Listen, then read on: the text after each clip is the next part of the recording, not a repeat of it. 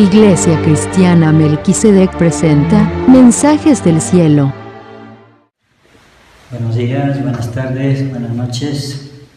Que la paz de Dios sea con todos los que escuchan este mensaje, porque ciertamente es un mensaje para los amados espiritistas, porque el Señor Dios ama a todos sin distinción y hay un mensaje del cielo para los amados espiritistas, y este mensaje pues está en la Biblia.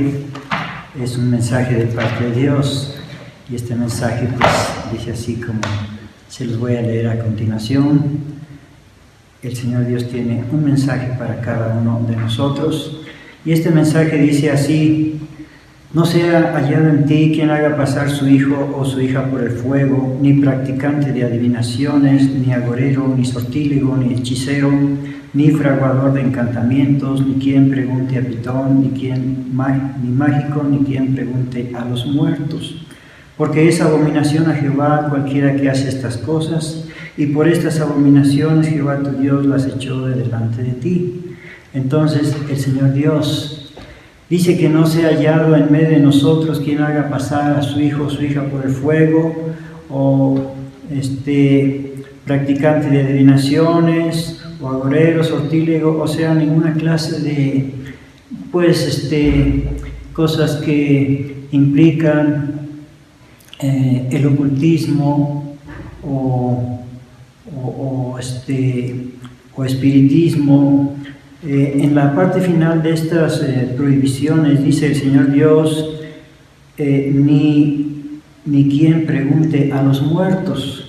El Señor Dios no quiere que preguntemos nosotros a los muertos, porque pues la palabra de Dios dice que los muertos pues están muertos, los muertos no pueden respondernos.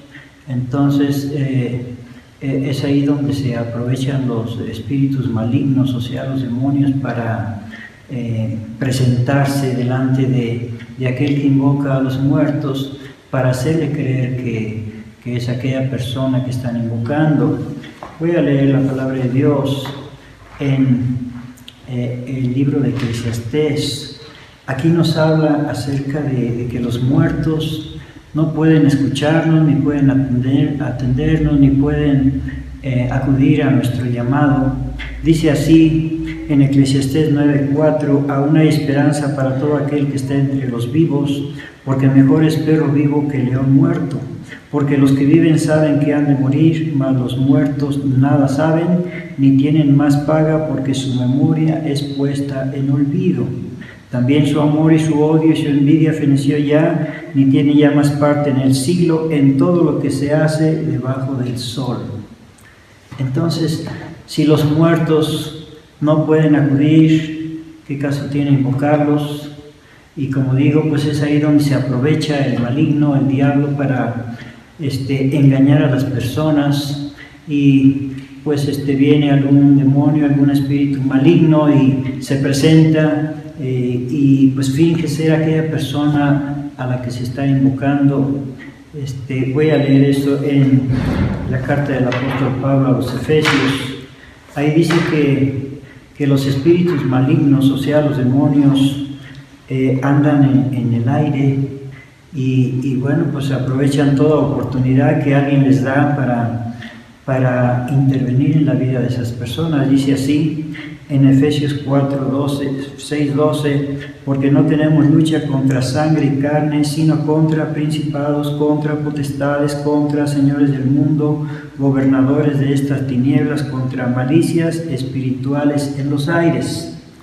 Bueno, pues ahí andan los demonios a ver quién les da oportunidad, y si alguien pues cree que algún pariente que ha fallecido que le puede escuchar y que puede acudir, entonces se aprovecha pues los espíritus malignos, los demonios, para presentarse como si fuera aquella persona a la que se le invoca. Y en la Biblia tenemos un caso precisamente de un rey llamado Saúl, que estando en una circunstancia difícil, quiso acudir a un profeta llamado Samuel para que él le ayudara en ese problema que tenía. Entonces, como digo, pues ahí el maligno, el diablo, pues se aprovechó para presentarse como si fuera el profeta Samuel, y de esa manera engañó al rey Saúl, haciéndole creer que era Samuel, pero pues era, como digo, un espíritu maligno. Lo voy a leer, está aquí en 1 Samuel capítulo 28, versículo 11, donde dice que por medio de una mujer que invocaba espíritus, fue el rey Saúl a pedirle que lo comunicara, que lo contactara con el profeta Samuel, que ya había muerto. Dice así: la mujer entonces dijo: ¿a quién te haré venir? Y él respondió: hazme venir a Samuel. Y viendo la mujer a Samuel, clamó en alta voz, y habló aquella mujer a Saúl diciendo: ¿por qué me has engañado? Que tú eres Saúl. Y el rey le dijo: no temas, ¿qué has visto? Y la mujer respondió a Saúl: he visto dioses que suben de la tierra. Y él le dijo: ¿cuál es su forma? Y ella respondió: un hombre anciano viene cubierto de un manto. Saúl entonces entendió que era Samuel, y humillando el rostro a tierra hizo gran reverencia. Y Samuel dijo a Saúl: ¿por qué me has inquietado haciéndome venir? Y Saúl respondió: estoy muy congojado, pues los filisteos pelean contra mí, y Dios se ha apartado de mí, y no me responde mal, ni por mano del profeta, ni por sueños. Por esto te he llamado, para que me declares qué tengo de hacer. Entonces Samuel dijo: ¿y para qué me preguntas a mí, habiéndose apartado de ti Jehová, y es tu enemigo?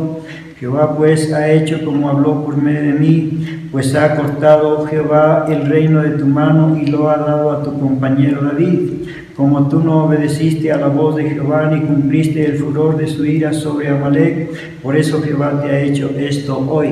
Y Jehová entregará a Israel también contigo en manos de los filisteos, y mañana seréis conmigo tú y tus hijos, y aún el campo de Israel entregará Jehová en manos de los filisteos. En aquel punto cayó Saúl en tierra, cuán grande era, y tuvo gran temor por las palabras de Samuel, que no quedó en él esfuerzo alguno, porque en todo aquel día y aquella noche no había comido pan.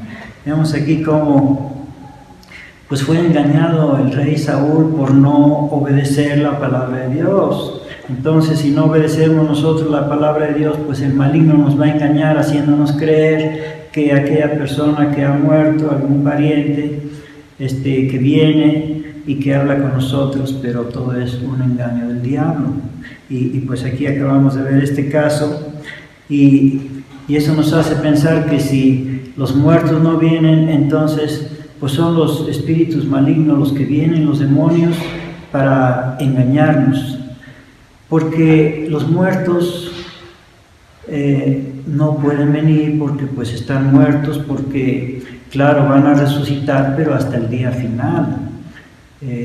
Voy a leer esa parte. El único que ha resucitado hasta ahora para no volver a morir jamás es nuestro Señor Jesucristo. Todos los demás han muerto y sí van a resucitar, claro, cada uno en su orden, porque pues hay un orden de resurrección, no todos al mismo tiempo. Voy a leer esa parte en la palabra de Dios. El único que ha resucitado hasta ahora es nuestro Señor Jesucristo. Nadie más ha resucitado para no volver a morir jamás.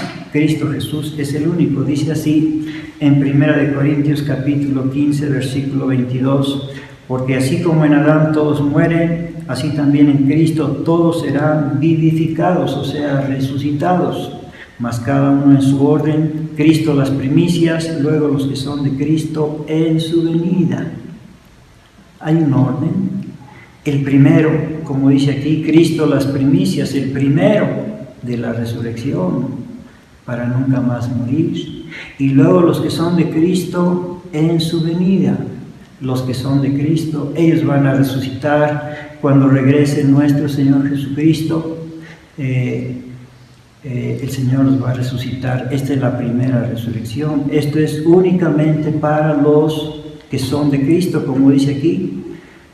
Cada uno en su orden, Cristo las primicias, luego los que son de Cristo en su venida. Si somos de Cristo y morimos, pues eso no nos debe preocupar, porque sabemos que cuando Él venga, Él nos va a resucitar, pero dice aquí a los que son de Cristo.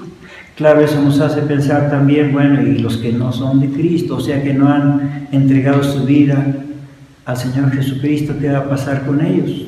Bueno, pues también la palabra de Dios nos da respuesta acerca de ellos. De hecho que cuando venga nuestro Señor Jesucristo habrá 4 clases de personas, 2 de los que están muertos y 2 de los que estén vivos cuando venga nuestro Señor Jesucristo. Entonces, los primeros, pues ya vimos, los que son de Cristo, ellos resucitarán cuando regrese nuestro Señor Jesucristo. Todos los que han muerto creyendo en nuestro Señor Jesucristo.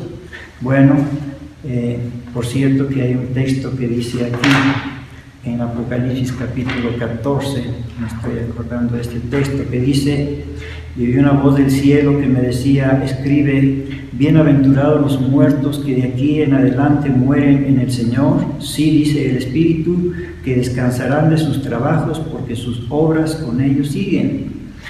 Entonces dice que son bienaventurados los que mueren en el Señor, o sea, en la fe de nuestro Señor Jesucristo.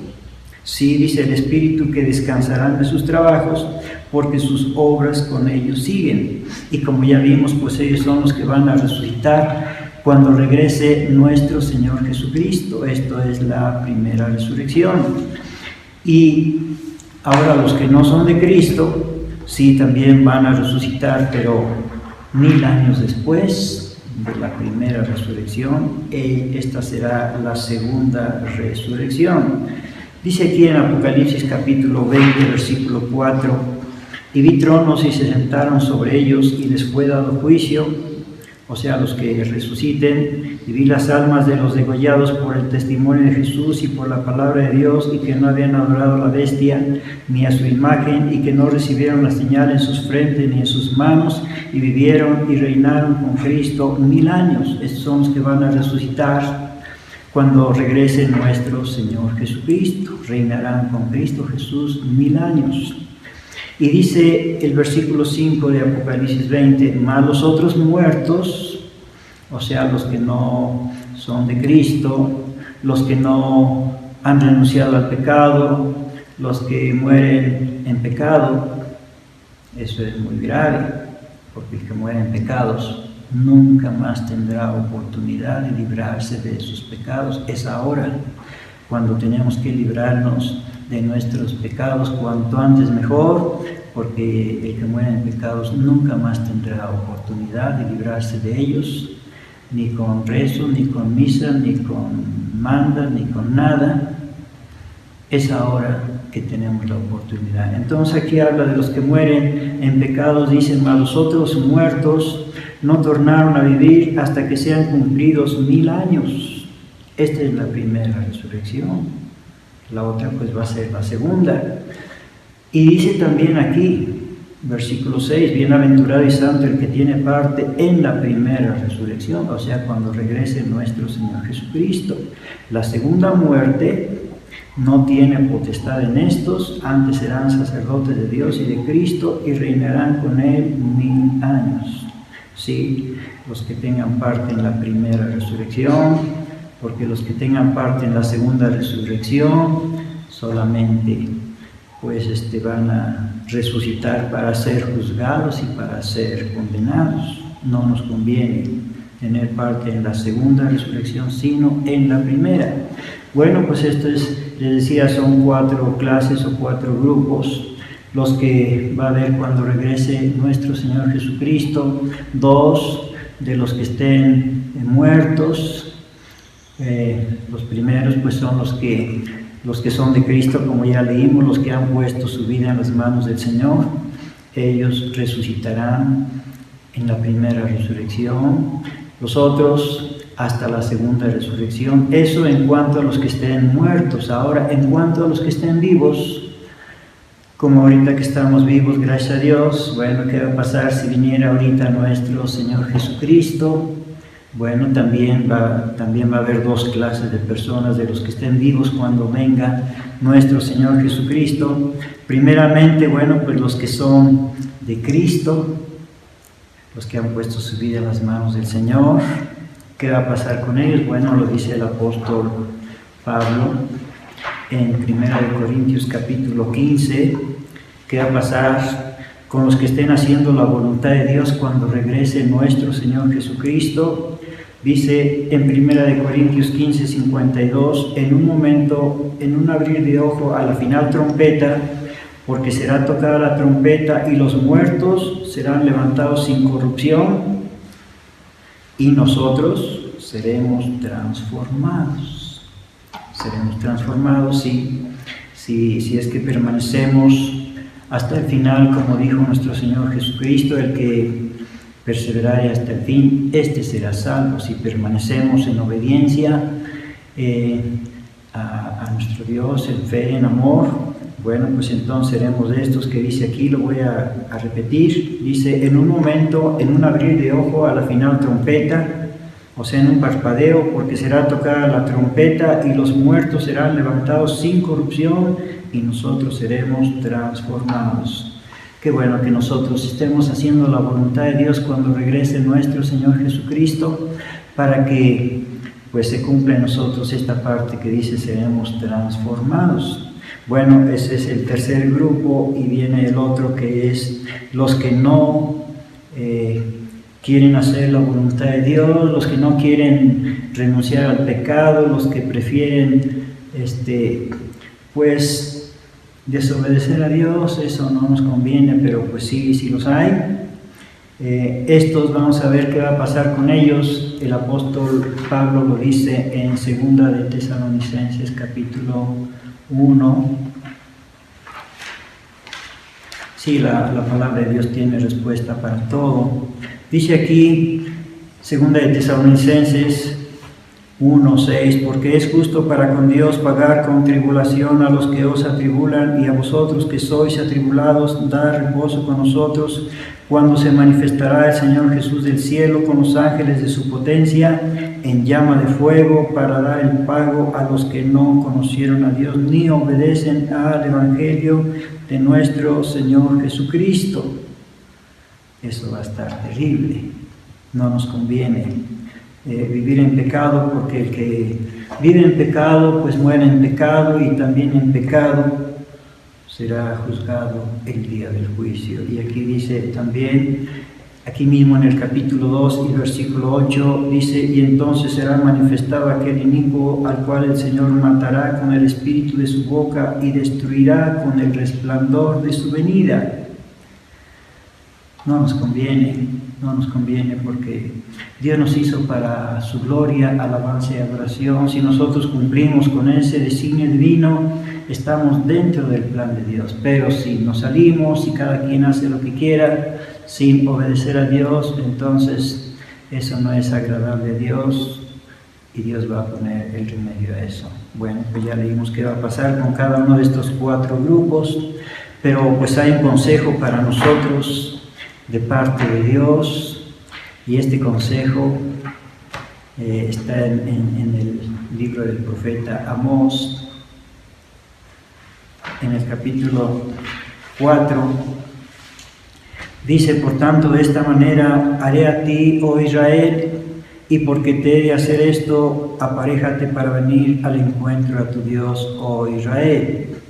Claro, un consejo para Israel, también para nosotros y para todos. Aparéjate para venir al encuentro de tu Dios. Y bueno, pues ahora es cuando podemos nosotros reflexionar y decir, estaré ya preparado para venir al encuentro de mi Dios, porque todo esto se va a cumplir en el tiempo marcado por Dios. Él ya tiene un tiempo señalado. Bueno, te lo voy a leer. ¿Qué tiempo? Pues aquí dice en Apocalipsis capítulo 9, y fueron desatados los 4 ángeles que estaban aparejados para la hora y día y mes y año, para matar la tercera parte de los hombres. El Señor ya tiene marcado qué día y qué hora y qué mes y qué día, no lo sabemos nosotros, pero el Señor sí lo sabe, y el tiempo se agota y nos estamos acercando a esa fecha señalada por Dios, y por tanto dice: prepárate para venir al encuentro de tu Dios. Amigo oyente, ¿está usted preparado? Claro, dirá usted, y todos queremos saber cómo podemos nosotros prepararnos para ese día final. Bueno, pues en la palabra de Dios encontramos que hay 3 pasos para la salvación, 3 pasos que todos necesitamos dar. El primero es recibir la salvación, el segundo es conservar la salvación, y el tercero es compartir la salvación. En estos 3 pasos intervienen el Padre, el Hijo y el Espíritu Santo, porque los 3 siempre están ocupados en salvar a la gente. A eso se dedican, no se dedican a otra cosa más que a salvar a la gente, claro, a todos los que quieran ser salvos, porque a nadie van a salvar a fuerza, solamente a los que quieran. Entonces son 3 pasos: recibir la salvación, conservar la salvación y compartir la salvación. El primer paso, recibir la salvación. ¿Cómo la recibe uno? Pues pidiéndosela a nuestro Señor Jesucristo, porque Él fue enviado de Dios precisamente para salvarnos. Lo dice el apóstol Pablo en su carta a los Romanos, capítulo 10.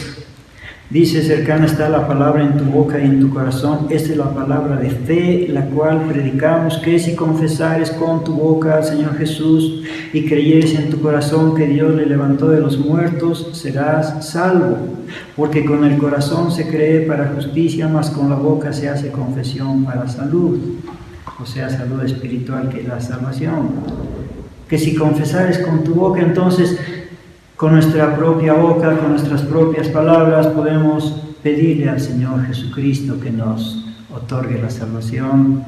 Él dice: el que a mí viene, yo no le echo fuera, no lo rechazo.